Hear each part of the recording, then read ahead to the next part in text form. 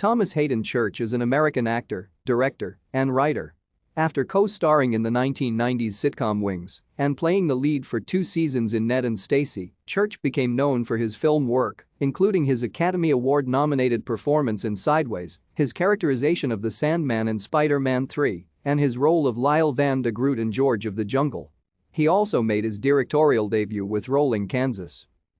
Church was born as Thomas Richard McMillan in Woodland, Yolo County, California, the son of Maxine and Carlos Carl Richard McMillan, who served for 8 years in the Marines and who was on active duty at the end of the Korean War. After 1962, Carlos worked as a surveyor. Church's parents divorced and his mother moved to Texas. She remarried in 1969 to widower George A. Quesada, a veteran of an Army Air Forces reconnaissance unit which served in Guam in World War II. Church took his stepfather's surname for a time, but changed it to Haden Church, extracted from the names of other relatives, when people found Quesada difficult to pronounce. Thank you for watching. Like and subscribe if you would like to view more of our videos. Have a nice day.